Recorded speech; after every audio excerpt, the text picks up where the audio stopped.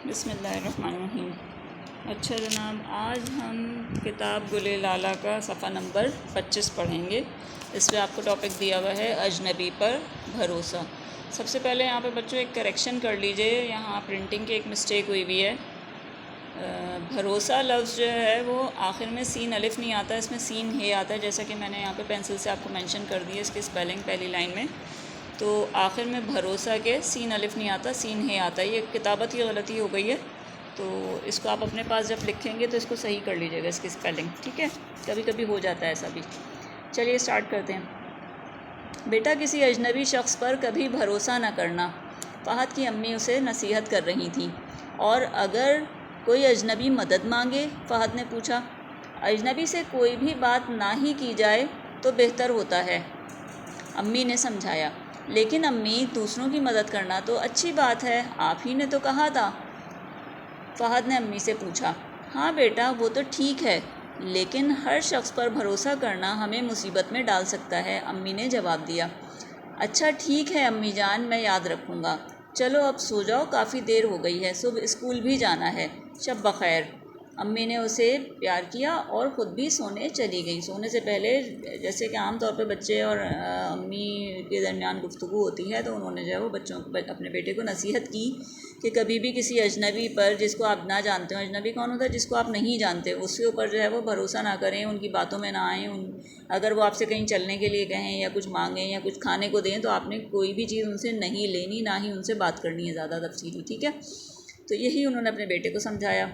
फिर फ़हद स्कूल से छुट्टी के बाद घर आ रहा था। स्कूल के कुछ दोस्तों ने क्रिकेट खेलना शुरू कर दी। फ़हद जल्दी आ जाओ, फील्डर की ज़रूरत है, फील्डिंग करो, उसके दोस्त सारिम ने आवाज़ दी। अच्छा, फ़हद ने बस्ता एक जानिब रखा और खेलने लगा। खेलने में वो इतना मसरूफ़ हुआ कि वक्त का अंदाज़ा ही ना रहा। कुछ देर बाद जब उसे एहसास हुआ तो उसने अपने दोस्तों से माज़रत की और घर की जानिब चल दिया। अब आम तौर से होता है कि बच्चे जो है वो खेल और दोस्तों में जो ना मगन हो जाते हैं, तो इस छुट्टी के बाद उसे आना तो सीधा घर था, लेकिन कुछ बच्चे जो वहीं रहते थे स्कूल के पास, उन्होंने क्रिकेट शुरू कर दी। तो उन्होंने, फील्डर कम था तो उन्होंने फ़हद को आवाज़ दे ली। फ़हद का भी दिल चाह रहा था खेलने का, और वो बेध्यानी में ये भूल गया कि जो है वो अम्मी इंतज़ार कर रही होंगी, मुझे पहले घर जाना चाहिए, इजाज़त लेके आनी चाहिए। वो वहीं खेलना शुरू हो गया। उसने बैग एक साइड पे रखा और खेलना शुरू कर दिया। खेलने में बहुत ज़्यादा वक्त गुजर गया और फिर उसे एकदम एहसास हुआ कि ये तो गलत बात हो गई, अम्मी परेशान हो रही होंगी। तो फिर उसने क्या किया, अपने दोस्तों से माज़रत की और उसके बाद वो घर की जानिब चल दिया। यकीनन उसका घर जो है वो स्कूल से कुछ फासले पर था। अब देखते हैं आगे क्या हुआ। बेटा, क्या तुम्हें पता है शारिक सुपरमार्ट कहाँ है? एक अजनबी शख्स ने फ़हद को रोककर पूछा। वो शख्स मोटरसाइकिल पर सवार था। फ़हद उसे पता समझाते हुए आगे बढ़ने लगा तो अजनबी ने कहा, बेटा मैं यहाँ के रास्तों से वाकिफ़ नहीं हूँ, मतलब मैं यहाँ के रास्ते नहीं जानता। तुम मेरी मदद करो, मोटरसाइकिल पर ही चलो और मुझे इस पते पर ले जाओ, फिर मैं तुम्हें तुम्हारे घर छोड़ दूँगा। फ़हद सोच में पड़ गया। उसे अपनी अम्मी की बात याद आई। फिर उसने सोचा, मुझे बहुत देर हो गई है, ये शख्स मुझे जल्द ही घर छोड़ देगा तो अम्मी की डांट भी नहीं पड़ेगी। ये सोचते हुए फ़हद मोटरसाइकिल पर उस शख्स के साथ चल पड़ा। मगर ये क्या, जल्द ही फ़हद को एहसास हो गया कि उसने गलती की है। वो शख्स तेज़ी से किसी और तरफ जा रहा था। अब हुआ क्या जी? उसने उस शख्स को रोकने की कोशिश की, मगर उसने फ़हद की बात अनसुनी कर दी। अब हुआ क्या, फ़हद को जो है वो उस शख्स ने कहा कि मैं तो यहाँ किसी को नहीं जानता, ना रास्ते जानता हूँ, तुम मुझे मेरे साथ बाइक पे बैठो, मुझे वो दुकान दिखा दो जहाँ मुझे जाना है, शारिक सुपरमार्ट पे, और फिर मैं तुम्हें तुम्हारे घर छोड़ दूँगा। फ़हद ने ये सोचा कि घर जाने में वैसे ही देर हो गई है, अम्मी बहुत नाराज़ होंगी, तो अगर मैं बाइक पर जाऊँगा तो जल्दी घर पहुँच जाऊँगा, तो डांट से बच जाऊँगा। और ये सोच के जो है वो बाइक पर बैठ गया। लेकिन जैसे ही उसने जो है वो उसके साथ सफ़र शुरू किया तो उसे अंदाज़ा हुआ कि बाइक वाला तो उसे कहीं और ले जा रहा है। अब फ़हद को जो है वो अपनी गलती का एहसास हुआ। उसने सोचा कि वो कुछ करे। उसने शख्स को कहा भी कि तुम मुझे कहाँ ले जा रहे हो, छोड़ो, मुझे उतार दो, लेकिन उसने तो उसकी बात अनसुनी कर दी कि वो उसको ज़ाहिर है वो नहीं ले, उसकी बात सुनना चाह रहा था। आगे क्या हुआ, इत्तफाक से पुलिस की एक मोबाइल गाड़ी पास से गुजरी। फ़हद ने इशारे से पुलिस वालों को अपनी मुश्किल से आगाह किया। पुलिस वालों ने उस शख्स को रोका और फ़हद को इस मुश्किल से निकाल लिया। उस शख्स को हिरासत में लिया और फ़हद को घर पहुंचा दिया। नीचे लिखा हुआ है हानिया वाहिद जमात पंजुम। ये हानिया वाहिद कोई बच्ची थी 5th क्लास की, उन्होंने ये कहानी लिखी है उनके बारे में। अच्छा हुआ क्या जी, जल्द ही फ़हद को अपनी गलती का एहसास हो गया था। फिर उसने क्या किया, उसने पहले तो उसे रोकने की कोशिश की। जब वो नहीं रुका तो फिर एकदम से उसे नज़र आया कि पुलिस की मोबाइल गुजर रही है। उसने इशारे से पुलिस वालों को जो है ना बुलाया। पुलिस ने जब उस शख्स को रोक लिया, रोकने के बाद जब उन्होंने पूछगछ की होगी कि भाई कौन हो तुम, कहाँ जा रहे हो, ये बच्चा कौन है, तो जब फ़हद से पूछा गया तो उसने सारी बात बता दी होगी। तो उसके बाद जो है पुलिस वालों ने फ़ौरन उस शख्स को पकड़ लिया, हिरासत में ले लिया, यानी कि अपनी तहवील में ले लिया, उसे पकड़ लिया और जो है फ़हद को जो है उस मुश्किल से जो है निजात दिलाई। उसके बाद क्या हुआ होगा, फ़हद जो है वो घर पहुंचा होगा, उन लोगों ने उसको घर पहुंचा दिया।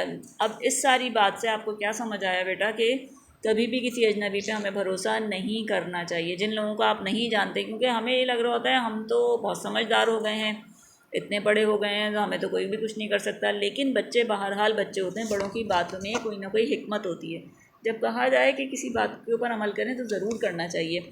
इसी तरह से अच्छा, एक तो ये है कि अजनबी से ना बात करें, चलते फिरते जो रास्ते में मिल जाते हैं। एक ये भी है कि आप अगर कहीं सफ़र पर जा रहे हों तो भी आपको जो है ना बहुत ज़्यादा मोहतात रहना चाहिए, हर शख्स को, चाहे बच्चा हो चाहे बड़ा हो। फॉर एग्ज़ाम्पल आप जो है वो ट्रेन में जा रहे हैं या ये एक शहर से दूसरे शहर बसों में ट्रैवल करते हैं ना लोग, तो कभी भी किसी से अजनबी से जो है वो कुछ लेके नहीं खाना चाहिए। राह चलते हुए या सफ़र के दौरान कोई आपको कुछ दे कि भाई बहुत मज़ेदार है, आप भी हमसे ले लीजिए और खाइए, आपको मैं शेयर करवा रहा हूँ, तो एहतियात इसी में है कि किसी से कुछ लेके ना खाया जाए, क्योंकि हमें नहीं पता कि उस शख्स के इरादे क्या हैं। बज़ाहिर बहुत अच्छे लोग लग रहे होते हैं, पढ़े लिखे, समझदार, साफ़ सुथरे, लेकिन उनके जहन में क्या है हमें नहीं मालूम। तो बाज़ दफ़ा ऐसा भी होता है, ऐसे वाक़यात भी सुनने में आए हैं, देखने में आए हैं कि उन्होंने जो है वो धोखे से कुछ ऐसे ही चीज़ें खिला दी, कोई बिस्किट दे दिया, कोई टॉफ़ी दे दिया और उसमें कोई नशा था जिसकी वजह से बच्चा बेहोश हो गया और वो उठा के ले गया, खुदा ना खास्ता। तो बच्चे जो है इस तरह से खो जाते हैं और फिर वो कभी ऐसा भी होता है कि ज़िंदगी भर अपने घर वालों से नहीं मिल पाते। तो हम सबको मोहतात रहना चाहिए। बहुत से लोग जो है वो ज़रा से पैसों के लालच में लोगों को जो है धोखा देने के लिए उनको कुछ खिला देते हैं और फिर वो मर भी जाते हैं। तो ऐसे काम नहीं करने चाहिए। एहतियात जो है वो ज़रूरी है और अच्छी चीज़ है, ठीक है। हाँ, अगर आप किसी को जानते हैं या आपके साथ ऐसे लोग मौजूद हैं जो बड़े हैं आपके साथ, फिर वो अगर बेहतर समझें तो आप उनको गाइड कर सकते हैं, लेकिन आप खुद से कभी भी ऐसा ना करें। चलिए जी, अब चलते हैं इस चैप्टर की मश्क के ऊपर। सवाल जवाब में पहला सवाल दिया हुआ है, इस कहानी में कौन कौन से किरदार हैं लिखिए और इस कहानी का मरकज़ी ख्याल भी लिखिए। अब किरदार कौन कौन से हैं तो आप लिखेंगे जवाब इस कहानी में और पीछे जाके देखिएगा कौन कौन से किरदार थे। सबसे पहला किरदार फ़हद का था, उसकी अम्मी हैं, फ़हद के दोस्त हैं जो उसे खेलने के लिए बुलाते हैं, और फिर वो अजनबी शख्स है और पुलिस वाले हैं। तो ये तो किरदार हो गए कहानी के। और कहानी का मरकज़ी ख्याल क्या है वो तो अब आप समझ ही गए होंगे कि क्या कि कभी भी इस कहानी का मरकज़ी ख्याल ये है कि कभी भी किसी अजनबी पर भरोसा नहीं करना चाहिए। सवाल नंबर 2, फ़हद की अम्मी ने उसे क्या नसीहत की थी। हाँ भाई, क्या नसीहत की थी, जवाब होगा फ़हद की अम्मी ने उसे नसीहत की थी कि, और उसके बाद आप पीछे जाके देख लीजिए कि क्या नसीहत की थी, कभी भी किसी अजनबी पर भरोसा न करना, ठीक है। इसके बाद सवाल नंबर 3 है, अजनबी शख्स ने क्या कहकर फ़हद को अपने साथ बिठा लिया। क्या कहकर उसने बिठाया था, उसने कहा था ना, अजनबी शख्स ने फ़हद से शारक सुपरमार्केट पहुंचाने की रिक्वेस्ट की थी। आप क्या लिखेंगे कि अजनबी शख्स ने फ़हद से दरख्वास्त की थी, रिक्वेस्ट को उर्दू में दरख्वास्त कहते हैं, दरख्वास्त की थी कि वो उसे शारक सुपरमार्केट तक पहुंचा दे क्योंकि वो वहाँ के रास्तों से नावाकिफ़ है। अच्छा, सवाल नंबर 4, अगर इत्तेफाक से पुलिस मोबाइल वहाँ से ना गुजरती तो क्या होता। अब ये आप अपने जहन में सोचेंगे, अगर वो ना गुजरती पुलिस मोबाइल और पुलिस वाले उसकी मदद को ना आते तो उस बच्चे के साथ क्या होता। वो अगवा भी हो सकता था, है ना, वो शख्स उसको नुकसान भी पहुंचा सकता था और कुछ बहुत बुरा भी उसके साथ हो सकता था। उस क्या पता आगे जाके उसे मार भी देता, क्या करता वो उसके साथ, हमें तो नहीं पता ना। ऐसे लोग जो है वो बहुत ख़तरनाक होते हैं। तो अगर इत्तेफाक से पुलिस मोबाइल वहाँ से ना गुजरती तो वो शख्स, वो अजनबी फ़हद को अगवा भी कर सकता था, ठीक है।